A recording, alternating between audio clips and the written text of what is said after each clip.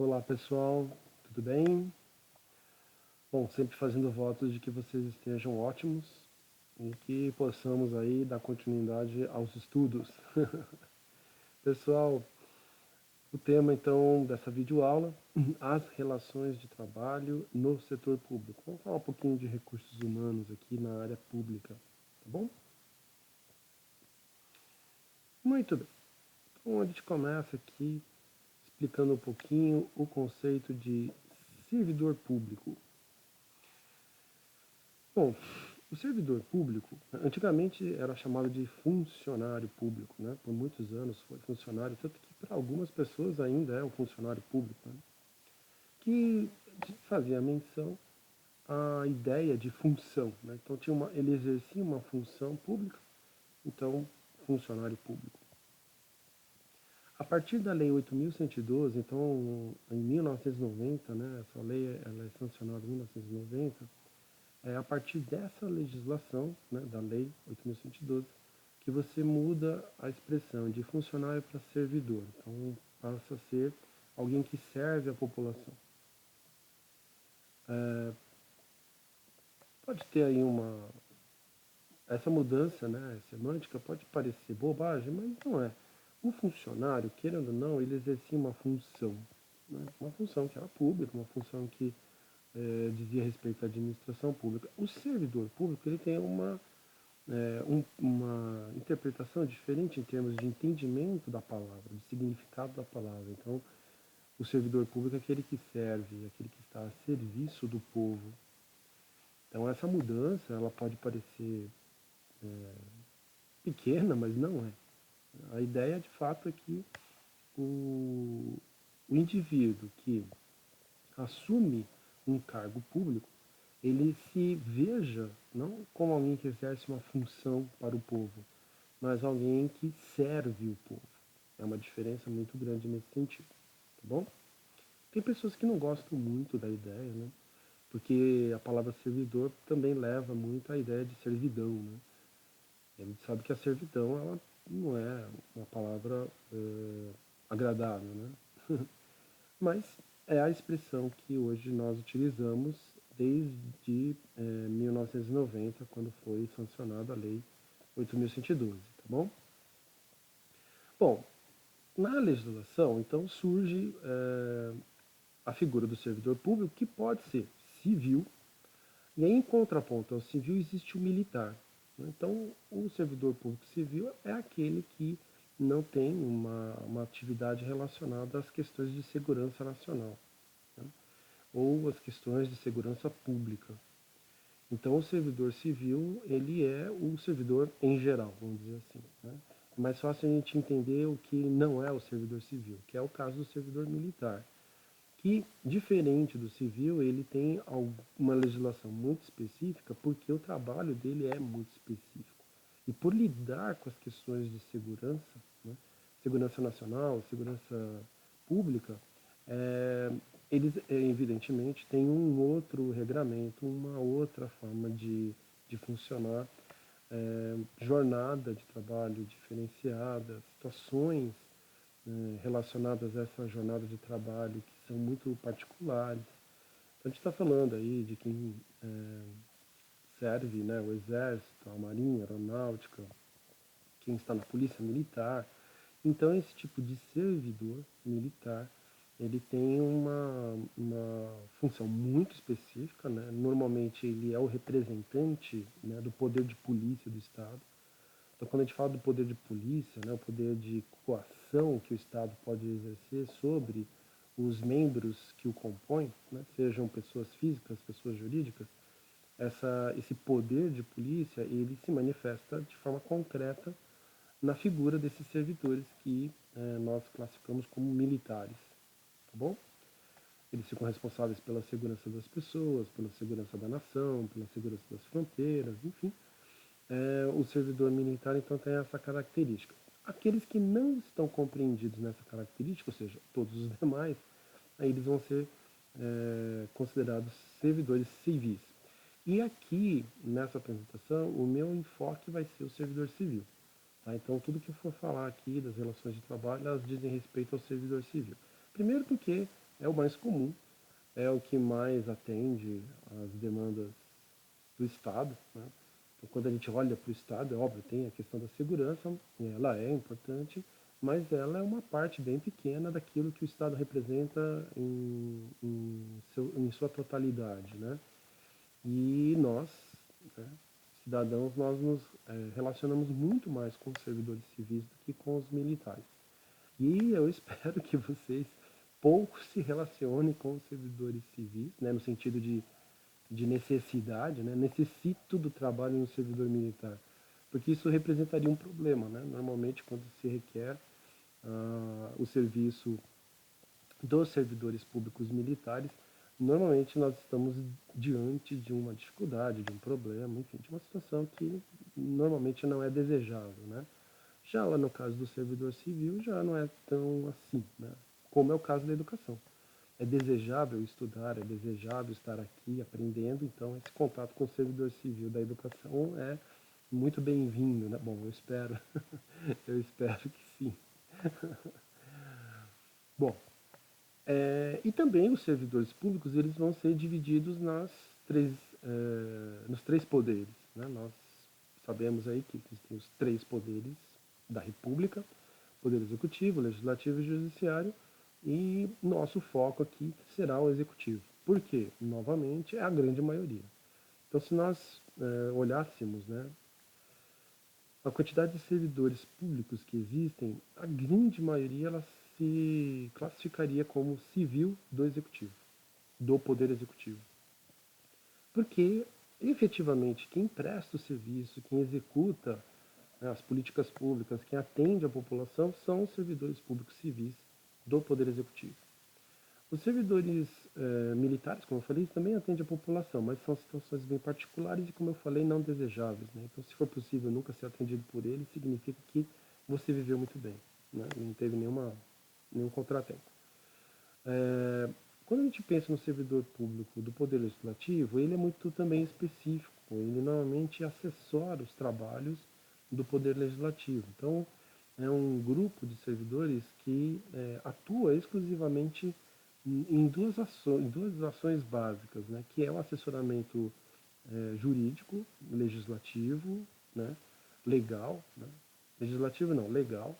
Então, normalmente são pessoas que dominam, né, possuem competências na área jurídica, conhecem a legislação e, portanto, podem assessorar os parlamentares, vereadores, deputados estaduais, deputados federais, senadores, enfim. E também está ali no grupo dos servidores do Legislativo aqueles que assessoram a parte da fiscalização. E aí, na parte da fiscalização, acaba até por conta da demanda de trabalho nessa área, também acumulando algumas atividades administrativas. E esse pessoal que cuida da parte administrativa e de fiscalização é muito particular também, porque a parte administrativa é o funcionamento ali da casa, né? da, do Congresso Nacional, da Assembleia Legislativa, da Câmara Municipal. E a parte de fiscalização é a fiscalização em torno daquilo que o executivo, o poder executivo está realizando. Então, normalmente são pessoas que vão estar atentas ao cumprimento da legislação, ao cumprimento do orçamento, que também foi legislado, né? Também é uma legislação. Aqui vai caber aquele pessoal que, por exemplo, faz parte do Tribunal de Contas. Né? O Tribunal de Contas normalmente está subordinado ao Poder Legislativo, então é o pessoal que cuida dessa parte fiscal. Né? E aí o domínio aqui é na área da administração, da contabilidade, administração pública, né? da contabilidade pública. São essas pessoas que certamente vão auxiliar aqui, tá bom? Mas é um público bem pequeno. Né? Apesar da existência de mais de 5 mil câmaras no Brasil, ainda considerando todos esses servidores, né, municipais que estão no Poder Legislativo, é um público bem pequeno e é um público que dificilmente se relaciona com a população em geral, porque eles não prestam um serviço diretamente à população. É um serviço indireto, tá? É óbvio que é um serviço fundamental. Por exemplo, a parte do Tribunal de Contas é muito importante, porque ali eles vão estar conferindo se não houve nenhum problema no uso dos recursos públicos. Né? E isso é muito importante. Isso é de uma relevância enorme para a população. Mas não é um atendimento direto, né? Não é um professor que está dando aula, não é um atendente do protocolo da prefeitura, não é um médico, né, que está ali fazendo uma consulta de rotina no posto de saúde, enfim, não tem essa ligação direta e não tem essa prestação de serviço, ela não está ali participante do dia a dia do cidadão, tá bom? E tem também os servidores do judiciário, do poder judiciário, que aí também é um público bastante específico, que normalmente atua na questão administrativa e no assessoramento judiciário, né, dos juízes, tá bom? E nesse caso do poder judiciário também é uma população bem menor, mas comparada à população do poder executivo, tá? Os militares, só para vocês também terem clareza, o servidor público militar ele está normalmente ligado ao poder executivo. Existe servidor militar no legislativo, no judiciário? E até existe, mas aí é um grupo menor ainda, tá? E às vezes esse servidor militar, né, que atua no poder legislativo e judiciário, ele pode, na verdade, ter sido alocado, pode ser alguém que já exerça esse serviço, né, sei lá, na polícia militar, enfim. Ou ele é um agente de segurança e aí ele acaba seguindo até a legislação mais, vamos dizer assim, direcionada, né, daquilo que a gente enquadra como civil, mais particular, por quê? Porque a gente está falando do poder legislativo e judiciário. E no caso do executivo, há uma separação bem clara disso, né? Então, o poder executivo separa claramente quem é o servidor civil, que é a grande maioria, do servidor militar, que é a minoria. E nós aqui vamos falar muitas coisas relacionadas então a esse foco, que é o foco do servidor público civil que atua no poder executivo. Aí o poder executivo das três esferas, o que eu vou explicar aqui praticamente vale para todas elas, tá bom? Muito bem. O servidor público, então, é uma pessoa investida legalmente. Então, veja, a investidura, quer dizer, quando você atribui a uma pessoa, né, um cargo público, ela se dá na forma da lei. A lei cria o cargo, a lei determina essa investidura. Então, eu sou professor do Instituto Federal, eu sou um servidor público federal, eu fui investido legalmente desse cargo. Existe uma lei, né, que me tornou então um servidor público, tá? E essa pessoa é investida legalmente em cargo público efetivo ou em comissão. A diferença do efetivo em comissão é que o efetivo ele é concursado, porque isso é da legislação vigente, não pode ser servidor público sem concurso público, a não ser que seja em comissão.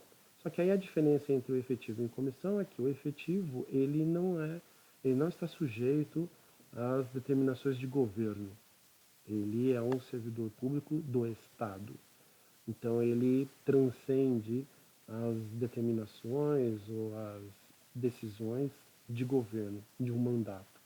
Já o servidor público em comissão, ele não tem a permanência garantida.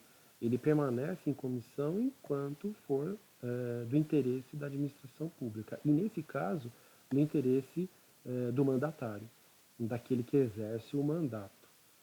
Então o prefeito, ele, por exemplo, escolhe um diretor de uma determinada divisão lá na prefeitura. Né? Então ele dá posse para essa pessoa na condição de servidor público em comissão. Esse mesmo prefeito pode, por insatisfação da atuação daquele diretor de divisão, ele pode exonerá-lo. Então ele informa lá a pessoa de que ela não mais vai exercer essa função de diretora de divisão e escolhe outra pessoa. Ou, que também a gente poderia dizer que é mais comum, né, ao final do mandato, se ele não tiver sido reeleito ou se o seu sucessor não for alguém que vá dar continuidade, né, à gestão que vinha sendo realizada até aquele momento, é comum, né, na troca aí de prefeito, de governador, de presidente, que essas pessoas que estão em cargos em comissão, elas sejam também as anteriores desligadas para que novas possam tomar posse. Então a diferença básica entre efetivo e em comissão é a estabilidade, né? Enquanto o efetivo ele é estável porque ele serve ao Estado, o em comissão ele não é estável, ele está sujeito a essas mudanças, inclusive mudanças rápidas, bem bruscas, porque ele está, porque ele na verdade está a serviço do governo. Veja, estar a serviço do governo geralmente tem uma relação muito próxima com o mandato do eleito. Estar a serviço do Estado independe do mandato do eleito, ele está a serviço de toda a população por prazo indeterminado. Bom, no nível federal, a lei que eu já adiantei, né? A lei que cuida disso tudo, que tem todas as normas, todos os detalhes. Novamente, pessoal, não vou aqui dar conta dos detalhes, não tem como. Tá? Aqui eu vou apenas dar a vocês as noções necessárias para que vocês possam lidar quando houver interesse, né, em participar da administração pública ou houver necessidade de interagir com a administração pública, vocês entenderem como é o funcionamento dela, tá bom? A lei federal que normatiza, que regra a vida dos servidores públicos federais é a servidores públicos civis do Poder Executivo, né, que é o nosso foco aqui, é a lei 8.112 de 1990, que é essa que eu já comentei com vocês, que foi a partir dela que praticamente todas as outras leis foram criadas, tá? Todas as outras leis. Essa foi a primeira. Por que a primeira? Bom, porque é a que ia regrar a grande maioria. E como ela ia regrar a grande maioria, eu já resolvi um problema naquele momento, que havia necessidade, a Constituição de 1988 determinou a necessidade de uma regulamentação para as pessoas que trabalhariam, né, na administração pública, e nada melhor do que começar com aquela parcela que é a mais significativa, mais representativa. Né? Então foi por isso que a Lei 8.112 é a primeira. Dela, aí vão decorrer todas as outras legislações que estão relacionadas ao servidor público do Poder Legislativo, Judiciário, Militar e das esferas estaduais, distrital e municipais, tá bom? Então ela é a grande inspiradora das outras leis. Então se você lê a 8.112, muito provavelmente as coisas que você vai entender a partir dela são perfeitamente plausíveis nas outras esferas, estadual, municipal, plausível nos outros poderes, legislativo, executivo, e até plausível para o serviço, para os servidores militares, tá bom? Tudo é igual? Claro que não, senão seria uma lei só, não precisaria de várias leis. Mas é com certeza a lei que vai servir de referência, tá? No caso do estado de São Paulo, então eu busquei aqui para vocês, né, a legislação paulista é a lei 10.261 de 1968. Aí você vai falar assim, mas se ela é de 1968, como que ela pode estar adequada à lei de 1990? Bom, primeiro, a 10.261 ela já era uma legislação bastante avançada. E aqui a gente precisa fazer alguns resgates, né? No momento em que, né, você tem lá a Constituição Federal, que você tem as leis complementares e tal, é, a experiência paulista, do governo paulista, ela vai ser muito reaproveitada, porque foi um Estado, né, até por conta do desenvolvimento econômico, que também acabou se desenvolvendo nas diversas esferas. Nós não podemos esquecer que a principal referência do direito no Brasil está no estado de São Paulo, que é o famoso Largo São Francisco. Né? O Largo São Francisco é a referência ao endereço onde você tem lá a Faculdade de Direito, que hoje faz parte da Universidade de São Paulo, mas ela nem sempre foi assim. Né? Antes da criação da USP, da Universidade de São Paulo, já existia a Faculdade de Direito, ela já se localizava no Largo São Francisco e ela era a principal referência em termos do direito no Brasil. Não era a única, né, mas era a principal. Ela tem uma co-irmã, né, no Recife, mas a Faculdade de Direito no Recife não teve a mesma expressão nacional que o Largo São Francisco, a Faculdade de Direito aqui de São Paulo. Então a nossa legislação, a legislação paulista, ela de certa forma sempre foi vanguardista, ela sempre esteve bem avançada em termos de elaboração e tudo mais, né? Então é meio que ela serviu de referência aí para 8.112, tá? Mas ela passou por modificações. Então a lei que hoje está em vigor, ela teve adaptações, ela sofreu modificações até para que ela ficasse de acordo com a Constituição Federal, tá? Veja, a Lei 10.261, a Lei Estadual 10.261 de 1968, ela tem que ficar de acordo com a Constituição Federal. Ela não é subordinada à Lei 8.112. Aliás, isso é muito importante lembrar, que é a questão do federalismo, que é a do federalismo. Os entes são autônomos e independentes. Então, a legislação que cabe ao Estado, ela não pode sofrer interferência da legislação federal. Ah, mas e a Constituição Federal? A Constituição Federal, ela é a carta magna, ela está acima dessa discussão de esfera. A Constituição Federal ela não é da esfera federal, ela é nacional. A abrangência dela é nacional. Ela atinge a esfera federal, a esfera estadual e a esfera municipal. Tudo bem? Então, a Lei 10.261, ela sofreu modificações para se sujeitar à Constituição Federal de 1988, porque essa lei estadual não se sujeita à lei federal. Acho que ficou claro isso, né? E aí tem a lei municipal de São Roque, né? E aí eu estou pegando São Roque, porque é a cidade onde o nosso campus se localiza, que é a 1670 de 1979. Aí, de novo, ah, meu Deus, mas ela é anterior a 8.112, que foi inspiradora. Então, a 1670, né, que foi a lei aqui do município, ela foi desenvolvida acompanhando os trabalhos da 8.112. A diferença é que, diferente, né, do tamanho do Brasil, né, então a lei federal ela acaba tendo uma série de embates e discussões que envolvem, né, várias representações, várias localidades. E querendo ou não, você tinha que elaborar uma lei que atenderia um perfil de servidor que estaria presente em qualquer parte do Brasil. Então eu não poderia olhar, por exemplo, para o estado de São Paulo e fazer a legislação toda baseada numa realidade paulista, quando a realidade paulista é diferente da realidade piauiense, né? Piauí e São Paulo tem uma série de coisas diferentes. Ou mesmo, né, para não falar que, mas é longe, né? O Paraná, que faz divisa com São Paulo, tem modificações que são necessárias, são ajustes que estão relacionados às questões regionais, né? Então, quando a gente fala de uma lei federal, é natural que ela demore um pouco mais, porque você ter esse atendimento pleno, né, de uma legislação que vai servir para toda a federação, né, para todo o Brasil.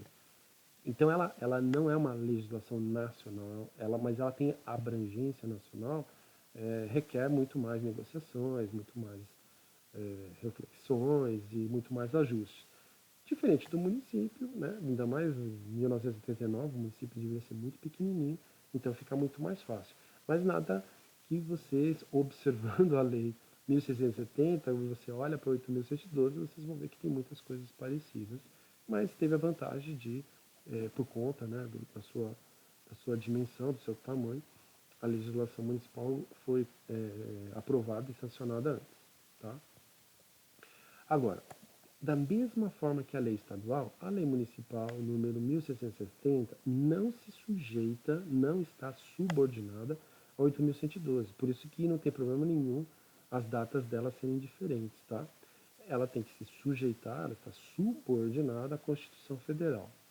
E eu gostaria de chamar a atenção aqui desse assunto. Veja como a legislação estadual, né, 1968, então ela foi elaborada 20 anos antes da Constituição Federal, ela já tinha uma série de coisas que permitiram ao legislador paulista, né, aos deputados estaduais aqui na Assembleia Legislativa do Estado de São Paulo, simplesmente promover modificações. Não houve a necessidade de você rasgar essa lei e fazer uma nova. Por quê? porque ela já tinha tantos elementos que atendiam à Constituição que era mais fácil simplesmente atualizá-la do que criar uma nova. Diferente da esfera federal, que precisou de uma lei nova, e das esferas municipais, que de um modo geral também tiveram que fazer uma legislação nova a partir da Constituição de 88. Até porque, salvo as capitais, todos os outros municípios eles não tinham essa lei, uma vez que eles não eram um ente federado. Né? Foi a Constituição de 88 que elevou o município a ente federado. Antes de 88, ou seja, até 1987, os municípios eles não eram ente federado, eles eram uma região administrativa pertencente ao Estado. E quem cuidava dos cargos públicos, né, cuidava de uma forma bem diferente daquela que hoje nós experimentamos aqui, tá? Por isso que era comum, né, nas prefeituras você ter mudanças drásticas, né? Então, a pessoa que fazia o atendimento do balcão mudou de prefeito, mudava o atendente do balcão, né? Muito bem. E aqui, pessoal, é importante fazer uma distinção entre servidor público e empregado público. Existe a figura do empregado público, só que o empregado público ele está regido pela consolidação das leis do trabalho. Então, tudo aquilo que está na CLT, no decreto que é da época do Getúlio Vargas, né? Ainda no primeiro, na primeira passagem dele, né, como presidente, apesar de ter sido uma passagem longa, né? Mas ali da década de 1940, a CLT que serve para a iniciativa privada, ela também é a mesma legislação que se aplica no caso de empregado público. Porque o empregado público, ele, diferente do servidor, ele não necessariamente tem estabilidade. Ele pode sim ser desligado, ele pode ser demitido. O processo de desligamento, né, de demissão do empregado público, não é simples, como na iniciativa privada, que às vezes depende ali da boa vontade, né, ou melhor dizendo, da má vontade de manter aquela pessoa trabalhando. Né? No caso do emprego público, você tem que ter uma justificativa plausível, razoável para a demissão do empregado público, tá? Mas ele está regido pela CLT, tá bom? Muito bem. Cargo público é o conjunto, e é importante, né? Então o servidor público ele é investido legalmente de um cargo público. Então a gente tem que entender o que é cargo público para poder entender o que é o servidor público. O cargo público é um conjunto de atribuições e responsabilidades previstas na estrutura organizacional e que devem ser, né, no caso, realizadas ali, cometidas a um servidor. Veja que não é diferente daquilo que vocês estudarem em RH. Né? O que é um cargo? Bom, o cargo é uma descrição de atribuições e responsabilidade. O que talvez aqui distingua o cargo público do cargo que a gente estuda, né, em administração de recursos humanos e tem, né, óbvio, uma razão de ser na iniciativa privada, é que o cargo público ele tem que estar na lei. Então, existe uma lei que cria aquele cargo público e nessa lei que o cria vem toda lá as atribuições e as responsabilidades dele. Então, meu cargo é professor de ensino básico, técnico e tecnológico, que é a famosa carreira EBTT. E, ensino, B, básico, T, técnico, T, tecnológico, EBTT. Se vocês procurarem, vocês vão ver lá a criação desse cargo e lá tem todas as especificações que esse cargo tem de realizar, ele tem que cumprir. E é óbvio, né, para essas atribuições, as respectivas responsabilidades, tá bom? E no caso do servidor público, então diferente, e isso é muito diferente da iniciativa privada, eu não posso atribuir ao servidor atribuições que não sejam aquelas que estão previstas na lei. Então, por exemplo, se na lei não está escrito que que eu sou obrigado a fazer ata de reunião, então ninguém pode me obrigar a fazer ata. Ah, então por que você faz? Bom, boa vontade. Porque eu não seria obrigado, já que essa não é uma atribuição prevista na lei. Tá? Existe exceção, é claro, né, em situações de emergência ou situações transitórias, que inclusive elas estão sujeitas à legislação específica, então tem que sair uma lei determinando aquela situação de emergência ou transitória, e aí é óbvio, nessas situações eu posso atribuir ao servidor coisas que não estão previstas na lei, que não estão lá listadas na lei, que ele tem como por obrigação realizar. Tá bom? Muito bem. Então, ainda falando do cargo público, né? A análise e a descrição de cada cargo, ela, bom, já adiantei isso, né? Elas vão ser especificadas na respectiva lei de criação ou de transformação. Eu posso, ah, o cargo que a gente criou já está desatualizado, precisa de uma atualização, então eu posso fazer uma lei de transformação, tá? Eu transformo aquele cargo. É o meu caso, de novo, como exemplo. Eu entrei, quando eu fiz o concurso público, eu fiz o concurso público em 2008. O meu cargo se chamava professor de primeiro e segundo graus. Esse era o nome do cargo que eu prestei concurso. Então, quando eu ingressei no Instituto Federal, eu ingressei num cargo que tinha como nome professor do primeiro e segundo graus. Aí aconteceu a mudança, né, uma lei de transformação, então foi, né, sancionada uma lei que transformou. Né, então não era mais, o nome do cargo deixou de ser professor do primeiro e segundo grau, até porque não fazia mais sentido. Né? A LDB mudou os nomes, né, não existe mais primeiro grau, segundo grau. O primeiro grau, a LDB de 1996, transformou, mudou o nome, né, então transformou o primeiro grau em ensino fundamental. E o segundo grau foi transformado para ensino médio. Então, olha só, em 1996, você deixa de falar primeiro grau e deixa de falar segundo grau e passa a falar ensino fundamental e ensino médio. Só em 2008 é que isso foi corrigido no cargo, né? Quer dizer, durante 1996 até 2008, então praticamente durante 12 anos, os professores aqui, né, na época já se chamava Cefet, né, Centro Federal de Tecnologia, os professores do Cefet de São Paulo, eles tinham como cargo professor do primeiro e segundo grau, totalmente fora, né, da realidade da educação brasileira, que já tinha mudado esse nome fazia tempo. Né? Aliás, passou uma década, né, praticamente, mais de uma década da LDB de 96, e aí muda o nome, finalmente, né, atualiza o nome, e ali em 2008 passa a se chamar professor do ensino básico, técnico e tecnológico, tá bom? Então é necessário uma lei para transformar, ou para criar ou para transformar, aí é necessário uma lei. E aí nessa lei tem que constar o quê? As responsabilidades, a denominação, né, o nome do cargo, as atribuições.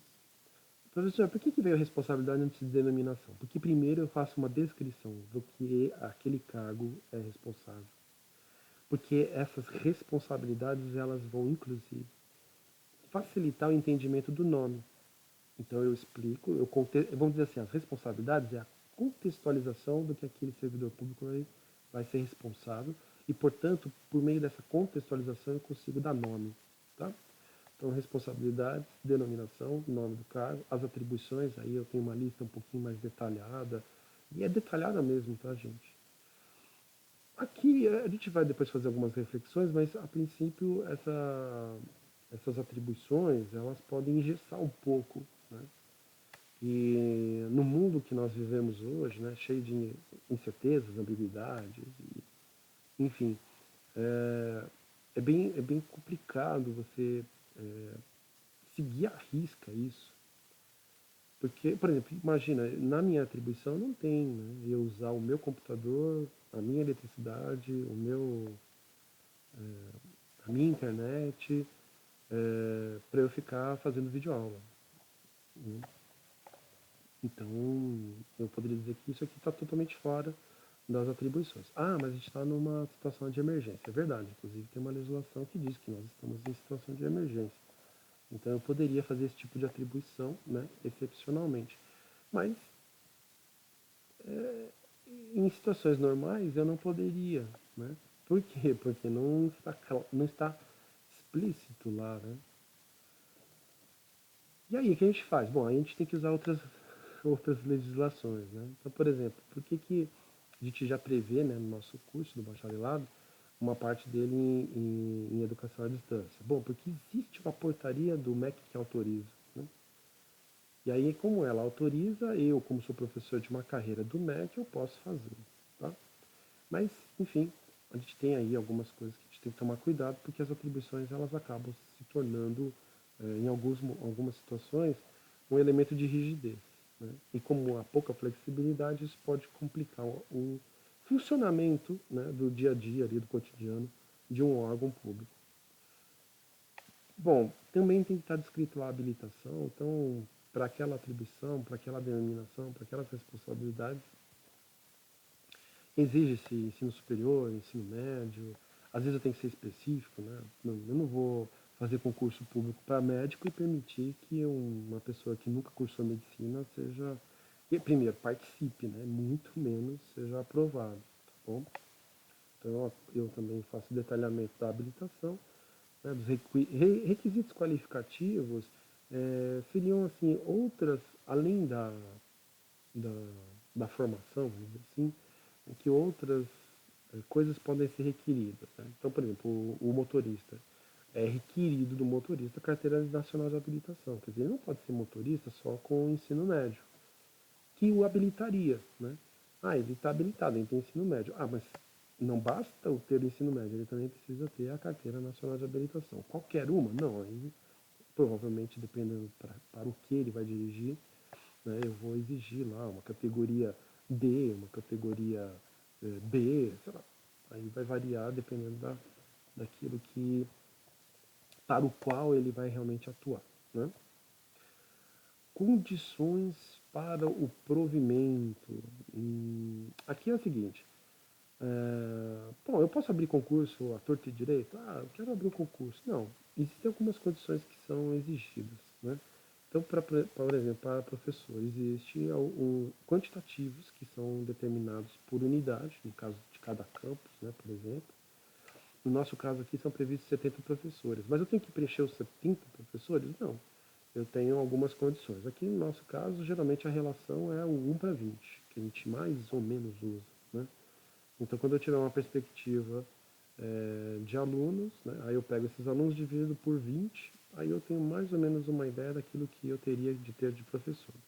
É óbvio que no caso dos cursos, por conta de especificidades, né, para dar aula de direito tem que ser um bacharel em direito. Né? Então, mesmo que eu não tenha, né, tantos alunos assim para justificar um número maior de professores, existe uma exigência, uma outra lei que exige, né? Aí eu vou acrescentando e às vezes essa proporção ela não é totalmente atendida, mas não porque está se desobedecendo às condições para o provimento, mas porque existem outras legislações que permitem ou até obrigam a fazer esses arranjos, tá bom? Bom, características do cargo público. Ele é acessível a todos os brasileiros, então qualquer brasileiro pode exercer um cargo público. Professores estrangeiros. Bom, daqui a pouco eu falo. Ele é criado por lei, então não existe cargo público que não tenha sido criado por lei. Ah, mas os em comissão, até os em comissão. Para você investir em cargo público em comissão a um indivíduo, a uma pessoa, aquele cargo público, mesmo sendo em comissão, ele necessariamente tem de existir na forma de lei. Tem dominação própria, até para evitar a confusão, né? Você não pode usar a mesma terminologia para denominar um cargo e depois para uma outra coisa que não tem nada a ver com aquele primeiro, você usa o mesmo vocábulo.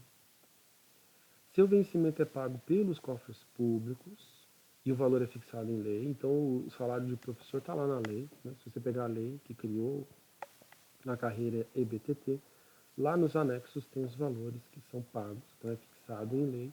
E o pagamento sempre é feito pelos cofres públicos. Por que pelos cofres públicos? Porque o servidor público não pode receber dinheiro de origem privada.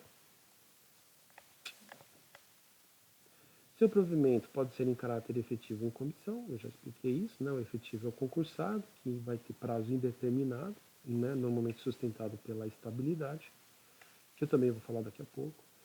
Ou ele pode ser em comissão, que aí ele não é concursado e ele não tem estabilidade, portanto o prazo dele é determinado, não é indeterminado. Bom, dentro dos cargos públicos existe uma parte de cargos que são criadas, né? que são para exercer funções gerenciais, né? Então, são papéis dentro ali da estrutura, né, da hierarquia e da estrutura da administração pública que assumem, né, a condição de dirigente.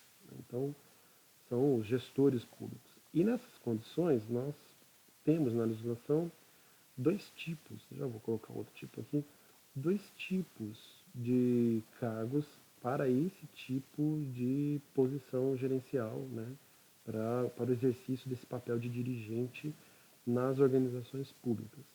Nós temos o DAS, Direção e Assessoramentos Superiores, DAS. Para o DAS, a lei permite que uma parte seja efetiva e uma parte seja comissionada, tá bom? Aqui no Instituto Federal, quem representa o DAS? Por exemplo, a Direção Adjunta Educacional. Ele é um cargo de direção, ele faz parte desse conjunto que nós classificamos como DAS, como Direção e Assessoramentos Superiores. Tá? No Instituto Federal, uma parte, né, desses DAS, eles são efetivos, né, e uma parte é comissionada. Tá? Por exemplo, lá na reitoria existe, né, um assessor, então ele exerce um cargo de DAS que não é concursado, ele não é efetivo do Instituto Federal, mas ele está lá, né, ele foi empossado e ele pode assumir essa posição. Tá? Agora, aqui no Instituto Federal, a grande maioria dos que ocupam os espaços, né, essas funções gerenciais, são efetivos, são pessoas concursadas que acabam assumindo provisoriamente ou temporariamente esses cargos, tá bom? E existem os cargos também de natureza gerencial que nós vamos chamar de direção e assistência intermediárias, DAI, que aí só podem ser ocupados por efetivos. Só quem é efetivo pode ser, no caso, né, empossado nessas funções gerenciais que são consideradas intermediárias, né? É o caso do coordenador de curso. Então, o FCC, Função de Coordenação de Curso, que é o que eu tenho hoje, né, no meu mandato de coordenador, me dá o direito a essa direção e assistência intermediária, que no nosso caso aqui se chama Função de Coordenação de Curso, FCC. A FCC é um exemplo de DAI. Eu posso chamar alguém de fora, né, que não seja efetivo para ocupar a coordenação de curso? Não pode. O FCC ele só pode ser ocupado por alguém que seja efetivo. Então só pode ser coordenador do curso quem é professor. Tá? Ah, pode ser um professor substituto? Não, porque o substituto não é efetivo. O professor substituto ele vota? Não, ele não vota justamente porque só podem participar do processo os servidores efetivos. Tá bom? Ah, e se ele estiver em estágio probatório? O que é estágio probatório, professor? É aquele pessoal que acabou de ingressar, né, que ainda não conquistou a estabilidade. Pode, porque apesar de não serem estáveis, eles são efetivos. Tá bom? Bom, e aí, dentro desse entendimento que é, né, as relações de trabalho no serviço público, eu vou falar sobre recrutamento, eu vou fazer associações, tá? Então, pensando em recrutamento e seleção, como que funciona aqui, né, no caso do serviço público? Bom, primeiro, para que seja feita um processo, né, para que se possa iniciar um processo seletivo, é necessário que haja vacância. O que é a vacância? Existe um cargo vago. Então, a lei criou o cargo, né, e ninguém ocupa aquele cargo. Ninguém ocupa aquele cargo porque criou-se, né, criou agora. Bom, se criou agora, não tinha como ter alguém, né? Se não existia antes, como que você ia ter alguém ocupando aquele cargo? Então, vacância por conta da criação. Pode ser vacância porque a pessoa pediu exoneração ou foi exonerado, existem as duas possibilidades, né? Então a pessoa de próprio punho foi lá, preencheu, não quero mais ser servidor público, foi embora, aí surge a vacância, ou aconteceu um processo administrativo ou judicial, aquele servidor cometeu alguma infração que a pena, né, cabe como pena a exoneração, então ele deixa de ser servidor por conta disso, surge a vacância. E a vacância também acontece nas situações de aposentadoria. O servidor público se aposentou, né, e aí o cargo dele fica vago. Então, ocorrendo a vacância, então eu posso dar início a um processo de recrutamento e seleção. Só que diferente da iniciativa privada, que aí eu vou receber currículos e fazer análise de currículos, aqui não existe essa etapa, né? Tanto que a gente nem seria correto chamar de recrutamento. Acontece recrutamento na organização pública, talvez naquelas estatais que têm emprego público, né? Mas, de um modo geral, mesmo nas estatais, mesmo quando é emprego público, normalmente a opção, né, da administração pública tem sido o concurso público.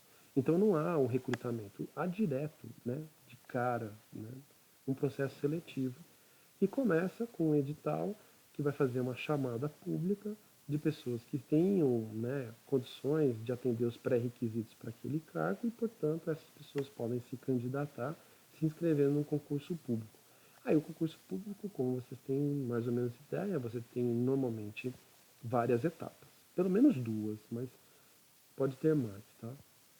Você tem lá a prova de conhecimentos específicos, que geralmente ela é classificatória e eliminatória. Então eu elimino um monte de candidato que não atinge uma determinada pontuação. E daqueles que atingem aquela pontuação, eu classifico-os, né, para que eles possam ir para a próxima fase. Essa próxima fase aí varia, tá? É, mas pode ser a avaliação de títulos, então a gente observa lá se ele tem pós-graduação, mestrado, doutorado, etc. Pode ser é, uma prova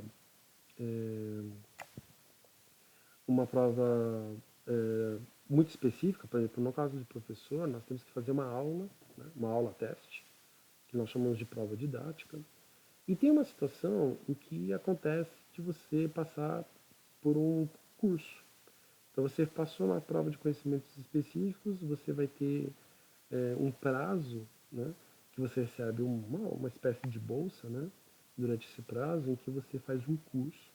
E ao final desse curso, geralmente um curso de curta duração, 3 meses, né, você passa por uma nova prova. Então tem a prova para você ingressar no curso, você faz o curso, faz uma segunda prova, e aí, se você for aprovado na segunda prova, aí você pode, então, ter continuidade, né, nesse processo seletivo, tá? Algumas situações existe o processo simplificado. Aqui no Instituto Federal, por exemplo, a escolha do professor substituto. A escolha do professor substituto é um processo simplificado. Então, você não faz prova de conhecimento, você não faz várias etapas, você faz, geralmente, alguma coisa mais simples, tá? Geralmente, o processo simplificado é para situações temporárias, provisórias, e alguns mandatários, né, então alguns prefeitos, representantes do Poder Executivo, eles podem realizar um processo simplificado para a escolha de pessoas que vão exercer um cargo em comissão. Tá? Bom, a pessoa foi aprovada no concurso público ou no processo simplificado, aí vai ser feita a designação. Você designa aquela pessoa para aquele cargo. Tá? E isso tudo sempre sendo tudo divulgado amplamente. Então há necessidade de publicação.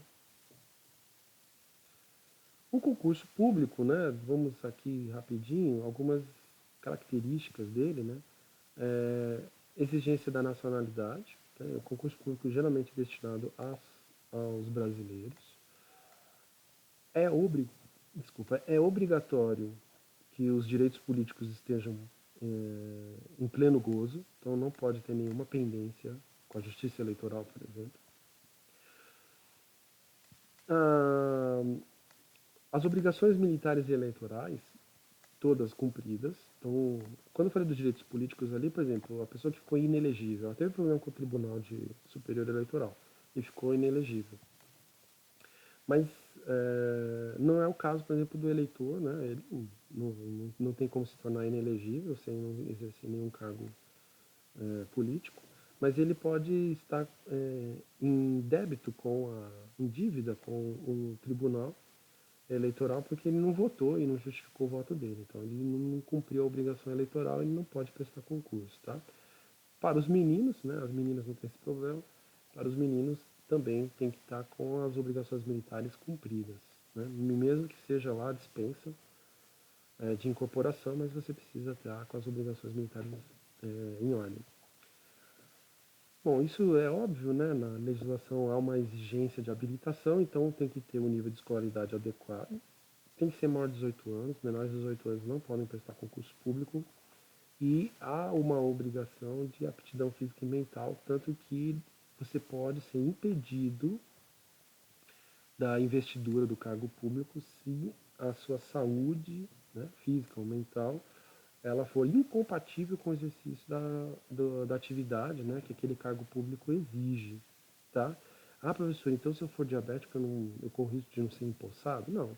Você pode tomar posse do cargo, porque a diabetes não vai te impedir de exercer aquela atividade, né?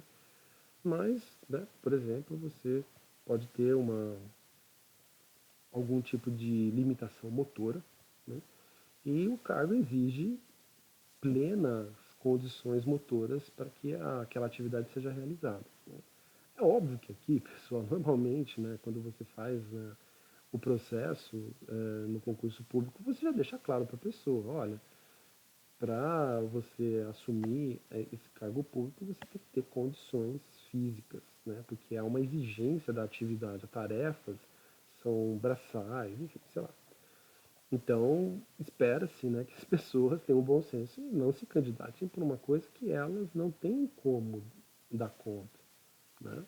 Não se trata de excluir essas pessoas, se trata de respeitar a característica daquele cargo. Aquele cargo exige aquilo, então não tem como dar à pessoa a, a posse de um cargo que exige algo que ela não tem como oferecer em condições normais, né? E a questão da aptidão mental também, tá? Aqui é por exemplo, é o caso do soldado, né? Não é exatamente o tema que eu foquei aqui a minha apresentação, porque ele é um cargo militar, mas imagine um soldado da polícia militar desequilibrado, né? Tem desequilíbrios psiquiátricos, né? Tem problemas graves reconhecidos e até já em tratamento, sei lá, psiquiátricos. Isso pode comprometer o funcionamento do trabalho da polícia militar. Então caberia, né, você negar a entrada dessa pessoa. Ah, mas ela está em tratamento. Então, mas a gente sabe que esse tratamento ele é passível de problemas, é passível de limitações, enfim. Algumas situações podem ser estressantes demais e aí mesmo com todo o tratamento a pessoa pode ter algum desequilíbrio e acabar cometendo até o contrário, né? E não cumprir aquilo que é exigido dele. Então há necessidade sim de aptidão física e mental, tá? Mas não é discriminação, não é exclusão, é respeito à tarefa que vai ser realizada. Ainda sobre concurso público, né, como eu já expliquei para vocês, normalmente ela tem pelo menos essas duas etapas, né, de avaliação, as provas de conhecimento específico e a avaliação de títulos, é muito comum. Existe a situação de concurso de formação, né, auditores públicos, geralmente o auditor, né, da Receita Federal, por exemplo, ele faz isso, ele passa no concurso, faz um curso de auditoria, e aí no final desse curso ele faz uma nova prova. Se ele for aprovado, ele pode tomar posse do cargo. Se ele não for aprovado, ele é dispensado. Estágio probatório. Então, pessoal, depois que você passou no concurso, pronto, a sua vida está resolvida. Não. Na legislação, e isso é meio que padrão, tá? Existem 2 anos de estágio probatório e no terceiro ano, se você for aprovado no terceiro ano, você conquista a estabilidade, tá?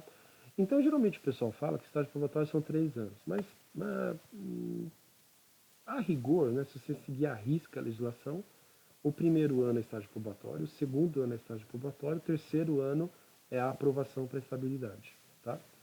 Durante o período de estágio probatório, você então é avaliado em alguns critérios. Se você não atender esses critérios, durante o estágio probatório você pode ser exonerado e você não tem direito a absolutamente nada, tá? Quais são os critérios que são avaliados durante esses 2 anos de estágio probatório? O primeiro e o segundo ano de trabalho, né, efetivo desse servidor que foi empossado num cargo público. A assiduidade, então observa se aquele servidor ele é assíduo no seu trabalho. Disciplina, né, se ele corresponde àquilo que é esperado de um servidor público no que diz respeito ao atendimento da legislação e também na subordinação às suas chefias imediatas, porque algumas atividades você precisa receber a ordem da chefia imediata. Então a chefia imediata te passa o trabalho. E aí sua obrigação é cumprir aquele trabalho a partir da ordem. Capacidade de iniciativa.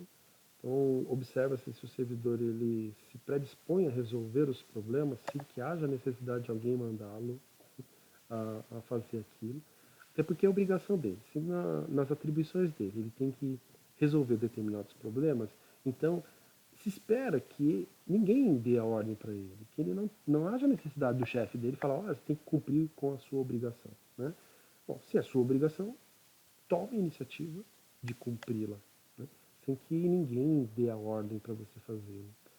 A capacidade de iniciativa, a produtividade. Aqui é um item bastante complicado, porque existem algumas atividades que você não tem muito como mensurar a produtividade, né? Mas podem existir lá, pode-se estabelecer algumas metas, alguns indicadores que ajudariam nessa mensuração, tá bom? E responsabilidade, se você cumpre, né, com tudo aquilo que está previsto na lei. Então a lei tem lá a descrição das responsabilidades, então se observa se durante o exercício do cargo público que você está ali assumindo, você cumpriu aquelas responsabilidades. E eu faço essa avaliação durante o primeiro e o segundo ano. No terceiro ano, eu continuo avaliando esses mesmos itens, só que aí no terceiro ano, diferente do primeiro e do segundo, não é mais esse processo, vamos dizer assim, introdutório. Já é um processo, já é uma passagem para você se tornar um servidor público estável, ou seja, alguém que não vai poder ser exonerado por motivo fútil, né? E aí, então, a conquista da estabilidade vai ser a partir desse terceiro ano que você usa os mesmos critérios do estágio probatório para você ser avaliado. E aí, ao final, se você for aprovado, então você acumulou 3 anos de aprovação, você conquista a estabilidade. Ah, e se teve um ano que eu fui reprovado? Então, se teve 2 anos de aprovação, 2 é maior do que 1, você conquistou a estabilidade. Ah, e se eu fui reprovado em 2 e só aprovado em 1? Bom, se você foi reprovado no estágio probatório, em tese você já deveria ser desligado, né? Porque se você foi reprovado no primeiro ano e depois voltou a ser reprovado no segundo ano, não faz sentido você permanecer no cargo público. Você deveria ter sido desligado. Você não deveria nem ter ido para o terceiro ano para que lá no terceiro ano eu decidisse, né, na hora que você está com a expectativa da estabilidade, eu resolvesse te negar. Seria até cruel, né? Então não faz muito sentido, né? O mais, assim, o mais, vamos dizer assim, normal é que, por exemplo, no primeiro ano você foi reprovado, mas você tem direito ao segundo ano. O estágio probatório são 2 anos. Então, no segundo ano você foi aprovado, bom, empatou, né? 1 a 1, beleza, vou te dar o terceiro ano de chance. E se no terceiro ano você foi aprovado novamente, então foi 2 aprovações contra 1, estabilidade é sua, né? Pode acontecer, no primeiro ano você foi aprovado, no segundo ano aconteceu alguma coisa que você foi reprovado. Mas aí, de novo, empatou 1 a 1, vou dar ele o desempate, né? Aí no terceiro ano você conseguiu se recuperar, melhorou o seu desempenho, foi bem avaliado, 2 aprovações contra 1, você conquistou a estabilidade, né? Agora, você foi reprovado no primeiro ano, você foi reprovado no segundo ano, por que você foi parar no terceiro ano? Tem alguma coisa estranha nessa história. Então não deveria acontecer. Mas se acontecer por negligência da chefia imediata, por falha do processo, enfim, o que vale é o terceiro ano. Então, se no terceiro ano você for aprovado, você conquista a estabilidade. Puxa, professor, mas isso não é justo. Então, eu não vou entrar no mérito se é justo ou não, mas é o que acontece, né? Porque é o que está descrito na lei. Se você conquistar no seu terceiro ano a aprovação em tudo, você conquistou a estabilidade. Seja bem-vindo ao serviço público, do qual você só será exonerado ou a pedido próprio, né? O próprio punho, você foi lá e falou que não quer mais, ou por condenação de um processo, de um devido processo administrativo ou judicial com a garantia de contraditório e ampla defesa. Ou seja, é a lei, tá? Se é correto ou não, aí a gente poderia até discutir, mas é assim que funciona. Agora, especificamente da estabilidade, o que é importante nós lembrarmos é que a estabilidade vai ser a garantia de permanência do servidor nos quadros da administração pública, não para ele avacalhar, para ele deixar de ser assíduo, para ele deixar de ser produtivo, para ele deixar de tomar iniciativa, para ele se tornar irresponsável. Enfim, todos aqueles critérios que eu apresentei do estágio probatório, eles devem continuar existindo, porque se em algum daqueles critérios eu deixar de cumprir, e isso for recorrente, né, eu perco o meu cargo público. Óbvio que aí há uma exigência do processo, com a garantia de contraditório para a defesa, existem várias etapas, existe a necessidade de materialidade, ou seja, tem que ter um conjunto de evidências concretas, incontestáveis, tal, mas ser exonerado, tá bom? Pessoal, a estabilidade, ela, bom, como eu falei, ela tem um prazo, né, para você conquistá-la, já contei sobre isso. Ela não é cargo vitalício, isso que um servidor estável pode ser exonerado. Então aquela história de que tem que acabar com a estabilidade porque isso leva à vagabundagem, é mentira. É mentira. Um servidor que não cumpre com as suas obrigações, ele pode ser exonerado. Agora, um juiz, ele pode cometer o crime que for, o cargo dele é vitalício. Então ele pode, por exemplo, roubar os cofres públicos. Ele pode desviar dinheiro público para fins particulares e pessoais. O que vai acontecer com ele? Ele vai ser aposentado no cargo de juiz, porque juiz é cargo vitalício. Então veja, o que talvez a sociedade deveria ficar revoltada é com essa situação, é com o cargo vitalício. O cargo vitalício é uma afronta à sociedade brasileira, quando a gente, por exemplo, sabe que tem um juiz que foi corrupto, desviou muitos milhões, né, de reais para finalidades particulares e individuais, e qual foi o resultado ao final do processo? Né? Ele foi condenado, ele foi considerado culpado, foi condenado, e ele ganha o quê? A aposentadoria no cargo, porque o cargo é vitalício. E isso sim é uma afronta. Agora, o servidor público, que é estável, ele só é estável para que não haja perseguição política. Mas se ele descumprir com as obrigações dele, ele pode sim ser exonerado, tá bom? Que é o que eu acabei de falar. Movimentação. Pode acontecer algumas, é bom conhecer essas terminologias. A remoção. O que é a remoção? Então, o servidor, ele, por exemplo, está aqui no Campo São Roque. E aí eu vou removê-lo, ou seja, ele vai se deslocar dentro do próprio Instituto Federal. Então, ele continua no Instituto Federal de São Paulo e vai trabalhar, por exemplo, no campus Pirituba. Então, isso é remoção. Ele continua dentro do Instituto Federal, só que ele sai de um campus e vai para outro. Isso é remoção. Já a redistribuição já é um deslocamento para fora do órgão. Ele vai para um outro órgão. Então, aconteceu já. Um servidor ele sai do Instituto Federal de São Paulo e vai para o Instituto Federal de Minas Gerais. São órgãos diferentes. Então, sai de um órgão e vai para o outro. Tá? Essa redistribuição pode acontecer fora vamos dizer assim, dos quadros da educação, né? Para ficar aqui nesse exemplo do professor. Então, o professor do Instituto Federal, por exemplo, ele pode ser redistribuído, por exemplo, para um órgão federal, né? Isso não tem como ser diferente, tá? Tem que ser no mesma esfera, tem que ser um órgão federal. Que não seja uma instituição de ensino. Pessoal, pode desde que exista o cargo equivalente lá. Se existe um cargo público equivalente, aí eu posso fazer essa redistribuição. Mas se não existir o cargo público equivalente, não pode. Tanto é que se eu quisesse uma redistribuição para uma universidade federal, eu não posso. Porque o meu cargo é magistério do ensino básico, técnico e tecnológico. E no caso das universidades federais, a carreira é outra, é carreira do magistério superior. Então, magistério superior é diferente de ensino básico, técnico e tecnológico. Então, o professor do Instituto Federal pode ser redistribuído para uma universidade federal? Não pode. Ah, professor, mas e se acontecer acompanhamento de cônjuge? Ah, se acontecer acompanhamento de cônjuge, né? Aí eu posso exercer a docência numa universidade federal? Posso. Ficou claro? Mas eu não sou redistribuído, eu continuo recebendo do Instituto Federal, só que trabalhando numa outra localidade. Tá bom?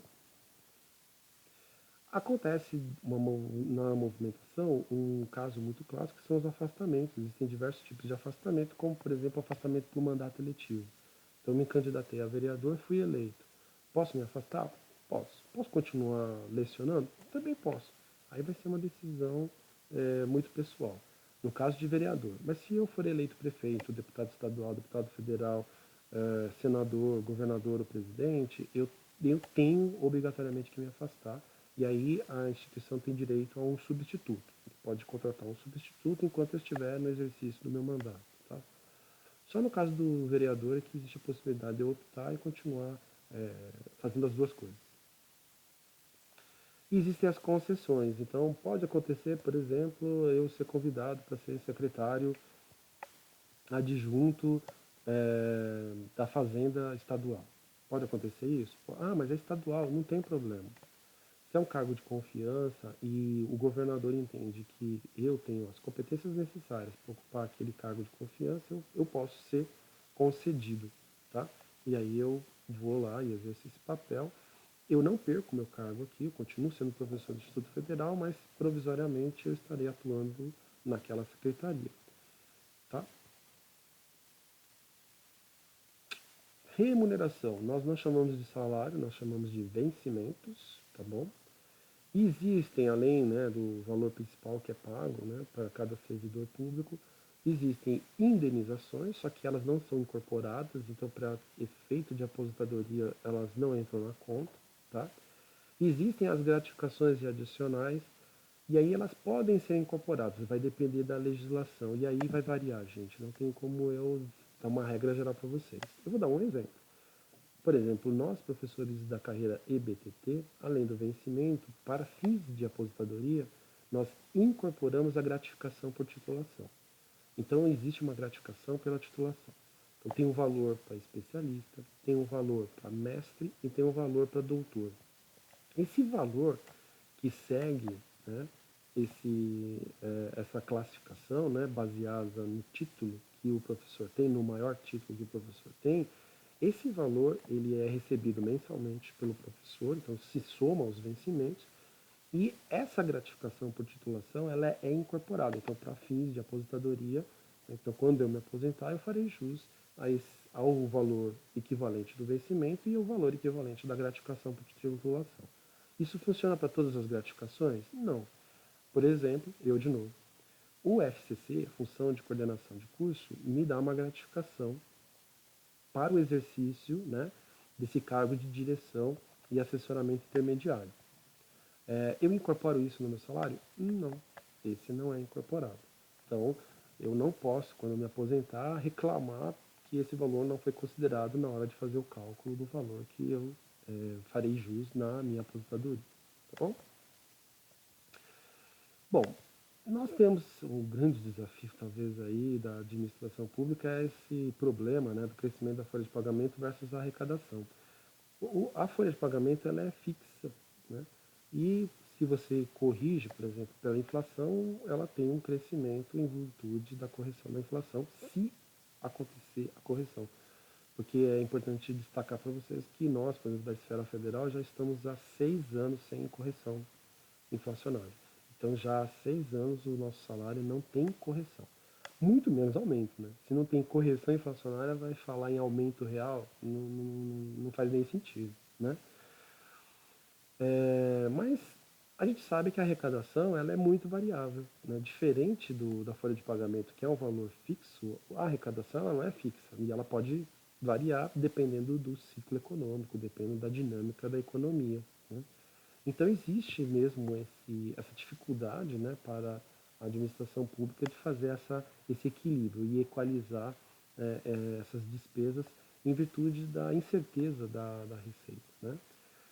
Bom, E tem a questão da lei de responsabilidade fiscal que estabeleceu alguns limites, né? Então você não pode, por exemplo, dedicar mais do que 60% eh, da sua arrecadação total para folha de pagamento. E quando isso acontece, provavelmente você vai ter que ou melhorar a sua arrecadação, né, para que esse percentual diminua, ou você vai ter que criar alguma ação, né, para redução da sua folha de pagamento. Né? É uma situação bastante difícil, principalmente para prefeitos, tá? Governadores e presidentes geralmente não têm essa dificuldade assim nesse ponto, tá? Mas algumas prefeituras já tiveram que fazer planos de incentivo, né, para que as pessoas pedissem exoneração. Bom, alguns direitos que o servidor público tem. Férias, né, é uma coisa que existe aí para a maioria dos trabalhadores da iniciativa privada, para os servidores públicos também existe. Licenças, né, todas aquelas licenças, né, maternidade, paternidade, licença médica, enfim, todas elas também estão previstas. Substituição em alguns casos, tá? Existe a possibilidade de você substituir. Então o servidor ele está afastado para exercício de mandato eletivo, né? Foi um exemplo que eu inclusive dei para vocês. E há a possibilidade de se contratar um substituto para que aquela atividade seja exercida por esse substituto, liberando então o servidor por exercício do mandato eletivo dele. Existem outras situações, todas elas regradas, e vai variar de órgão para órgão, de cargo público para cargo público, então aí precisa ler a lei, tá bom? Existem diversos auxílios, auxílio para deslocamento, auxílio de aluguel, auxílios, enfim, diversos que normalmente são previstos em lei também, e que todos são previstos em lei a partir do interesse público. Não é assim porque eu quero. Ah, mas tem um auxílio paletó lá que é um absurdo, né? Então, existem alguns auxílios que podem parecer absurdos, mas a gente precisa entender o contexto no qual eles foram é, elaborados. E dependendo da elaboração, pode ser que era perfeitamente justificável. Né? Ah, mas existe exagero. Tá, existe. Então o que a gente pode fazer? Talvez corrigir a lei, mas não acabar com o auxílio, porque acabar com o auxílio pode representar um prejuízo para outras pessoas. Então é por isso que é importante, talvez, antes de condenar o auxílio, compreendê-lo, entendê-lo e a partir da sua compreensão, do seu entendimento, criar mecanismos para coibir, né, inibir os abusos, mas respeitar aquelas condições, aquelas situações que faz sentido, né, você auxiliar aquele servidor público com aquele tipo de auxílio. Bom, acontece, isso tem que acontecer, né, como você não tem, no caso do serviço público, você não tem, por exemplo, eu comecei como professor e agora eu quero ser analista de recursos humanos, né? Não existe essa possibilidade que na iniciativa privada é possível. Né? Você pode se deslocar de um cargo para outro dentro da organização a partir de uma negociação. Né? E tendo interesse das partes lá dentro da organização, não existe nenhum impedimento legal para isso. Mas no nosso caso, o serviço público não pode. Nós não podemos exercer outro cargo público que não aquele que nós fomos investidos. Tá? Então, em virtude disso, a legislação vai prever o quê? Que aconteça a progressão, ela geralmente é uma sequência, né? Então você é muito inexperiente, você tem um valor, né? A partir do momento que você adquirir uma pequena experiência, você tem uma melhoria do seu salário, né? Que a gente vai chamar de progressão, que é horizontal. Então, conforme você vai melhorando no exercício da sua tarefa, você, né, de tempos em tempos, ou de metas em metas, você vai adquirindo essa progressão horizontal. E pode acontecer uma promoção vertical, mas aqui não é assumindo um cargo de nível hierarquicamente superior, um cargo de chefia, de direção. Porque para isso geralmente são cargos em comissão, existem regras que pode ser, por exemplo, no caso do FCC, né, da função de coordenação de curso, eleição. Então, para eu me tornar coordenador, eu tenho que ser eleito, o diretor-geral tem que ser eleito, o reitor tem que ser eleito, ou pode ser por indicação, que é o caso do pró-reitor, é o caso da direção adjunta educacional, por exemplo. Tá?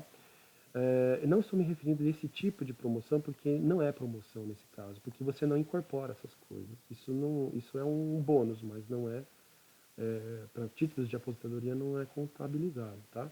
A progressão, promoção, né, vertical, geralmente é naquelas situações em que, por exemplo, vou de novo usar o exemplo do professor. Você entrou como um professor especialista, você não tinha nem mestrado nem doutorado, então você tem um valor de salário e alguns direitos em virtude disso. Aí você fez o curso do mestrado, você pode progredir na vertical, quer dizer, você pode melhorar o seu salário significativamente e ter alguns benefícios por conta disso. E depois você fez o doutorado, progride novamente. Então, geralmente, a progressão é por desempenho e tempo, e a promoção é por título. Né? Você vai sendo titulado, você vai adquirindo promoções. Bom, eu já falei, mas né, como não era de se diferente, existe também a possibilidade de aposentadoria, apesar que a reforma da Previdência dificultou muito a aposentadoria, não só dos servidores públicos, mas de todos os trabalhadores em geral. Mas eu não vou entrar nesse mérito porque a aula já está ficando extensa. Não há FGTS para o servidor público. A FGTS é só para empregados com vínculo trabalhista regidos pela consolidação das leis do trabalho. Então, se você é um CLT, né, seletista, então você tem direito ao fundo de garantia por tempo de serviço. Nós não temos fundo de garantia por tempo de serviço. Por quê? Porque nós temos estabilidade. E aí é importante resgatar as aulas de direito trabalhista. Lá vocês devem ter descoberto que o FGTS foi um mecanismo da ditadura militar que substituiu a estabilidade, porque na iniciativa privada, o trabalhador da iniciativa privada também tinha direito à estabilidade. Só que diferente do serviço público, eram necessários 10 anos. Então, durante 10 anos você tinha que trabalhar. Se você fosse aprovado, né, depois de 10 anos de trabalho, você ganhava estabilidade, ou seja, a empresa não podia te demitir mais. Né? E aí, durante o período militar, o que aconteceu? Houve uma troca. Trocaram essa estabilidade, que estava prevista na CLT, pelo FGTS. Então, o Fundo de Garantia e Tempo de Serviço foi uma troca feita durante o governo militar para substituir aquela estabilidade prevista para o empregado da iniciativa privada. Tá? Não vou entrar aqui na discussão de se isso é bom ou ruim, mas o fato é que, enquanto a iniciativa privada tem FGTS, o servidor público tem estabilidade. Um dia, lá no passado, os dois, iniciativa privada e organizações públicas, ofereciam para os seus trabalhadores estabilidade. Na iniciativa privada, houve um lobby para que essa estabilidade caísse, né, a exigência legal deixasse de existir, em substituição colocaram o FGTS. Por enquanto, no serviço público ainda está, né, garantida a estabilidade, apesar que você já deve ter ouvido falar da reforma administrativa que quer acabar com a estabilidade, o que será um grande prejuízo para a nação. Uma grande dificuldade para o povo brasileiro. A estabilidade ela deveria ser defendida pela população. Então aí alguns desafios, né, já caminhando para finalmente dessa aula. Bom, um dos desafios que normalmente a gente encara, né, aqui no serviço público é a motivação, né? Como você motivar o trabalhador, o servidor público, né, para que ele entregue, faça melhores entregas? Não é fácil, porque uma vez que ele adquire a estabilidade, se ele cumprir aqueles, né, assiduidade, iniciativa, produtividade, ele pode simplesmente fazer o arroz com feijão, né, o famoso arroz com feijão. Ele fez o arroz com feijão, você não pode mandá-lo embora. E às vezes você gostaria, né? Você sabe que ele tem talento, que ele tem formação, ele poderia te entregar alguma coisa melhor, mas ele não te entrega. E aí? Como é que você faz para motivar um foco maior nessa entrega, numa entrega cada vez melhor? Então é um desafio. Um outro desafio é o corporativismo. A gente sabe que existem algumas categorias que são muito corporativistas e acabam se defendendo, se protegendo. Enfim, é um problema que está presente na administração pública e a gente precisa identificar a origem dele e procurar resolvê-lo, né? Sem agredi-lo. Acho que a melhor solução não é acabar, então acaba. Não. Acabar não é uma solução. Né? Por exemplo, você está doente, né? Um médico chega e fala assim, não, mata ele, acabou a doença. Não é uma solução. Né? Não, vamos resolver o problema da doença. Então vamos diagnosticar, vamos medicar e você vai voltar à sua vida normal saudável, livre da doença? É o que a gente tem que fazer em relação ao corporativismo. Né? Vamos acabar? Não. O prejuízo é muito maior. Assim como seria a morte, né, no caso aí dessa analogia que eu fiz com o doente. Né? Então vamos entendê-lo, vamos diagnosticá-lo, vamos medicá-lo e vamos ficar livres dele. O fim da promoção por tempo de serviço, que na verdade já foi adotado, tá? A grande maioria dos entes federados já atualizaram suas respectivas legislações no sentido de acabar com esse tipo de promoção baseada no tempo de serviço. Fim das incorporações, isso também já praticamente já foi feito, mas ainda existem algumas carreiras. Aqui, por exemplo, as carreiras mais protegidas. Né? Juiz ainda tem incorporação, né? Os oficiais do serviço militar. Os suboficiais não, tá? Então, sargento, cabo, soldado, coitados. Eles são tão trabalhadores quanto qualquer um de nós. Mas do capitão para cima, né? Capitão, major, enfim, aí eles têm incorporações, eles têm promoções por tempo de serviço, quer dizer, tem uma série de coisas que eles têm, né? É um desafio. Mas nos cargos públicos, né, civis e do Poder Executivo, hoje a grande maioria já não tem mais a incorporação. Tá? A grande maioria já eliminou. Uma ou outra legislação ainda antiga que sobreviveu, mas talvez até por causa do corporativismo, mas é raro. Tá? Hoje no Brasil é bem raro isso. Ainda de desafio, adequar os quantitativos estáveis às demandas dinâmicas. Eu vou dar um exemplo na educação de novo. Então nós temos uma série de professoras e professores que atendem a educação infantil. Né? Acho que todo mundo sabe, a educação infantil é aquela que cuida de crianças com 4 e 5 anos. Né? Só que nós também sabemos que a população brasileira demograficamente está tendo um comportamento diferente, está diminuindo a quantidade de nascimentos. Então eu vou ter cada vez menos crianças. Né? E aí o que eu faço com as professoras e professores da educação infantil se eu não tiver um número suficiente de crianças para matricular e distribuir sala de aula para esses professores? Quando acontecer de sobrar professor de educação infantil, porque não tem, a população não está tendo filhos aos montes, né? Então eu não tenho como matricular crianças na educação infantil. O que eu faço com esse excedente de trabalhadores que foram concursados, conquistaram estabilidade, por muitos anos talvez até, tinham lá salas lotadas de crianças, mas por conta dessa dinâmica da demografia brasileira, que não tem culpa de ninguém, ninguém é culpado disso. Não é culpa do governo, não é culpa da esquerda, não é culpa da direita, não é culpa da corrupção, é um comportamento da sociedade. Aliás, é um comportamento observável em quase todos os países no mundo, né? Você ter uma redução na quantidade de filhos que as famílias passaram a ter. E aí, o que você faz? Então, veja, esse é um desafio. Né? A gente tem que pensar, vamos transformar o cargo, é uma alternativa, vamos transformar o cargo para que ela possa, para que esses professores e professoras possam, por exemplo, atuar na educação básica. Né?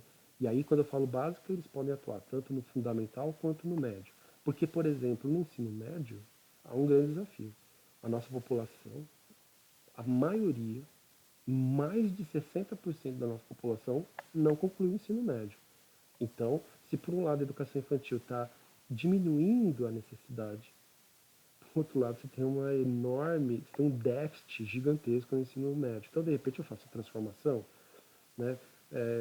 Propicio a esses professores uma capacitação. Né? Por exemplo, eu posso criar um afastamento para que eles possam, por exemplo, cursar uma licenciatura, um mestrado, um doutorado, sei lá. E aí, a partir dessa capacitação, quando eles terminarem o afastamento, eles voltarem qualificados, eles poderiam, com a transformação do cargo deles, atuar no ensino médio e ajudar, né, nessa demanda enorme que a população brasileira hoje tem. Essa carência de formação do ensino médio. Não estou nem falando superior, estou falando do ensino médio. É uma alternativa. Mas veja, é um desafio, porque aí você tem que pensar em mecanismos para resolver esse tipo de problema.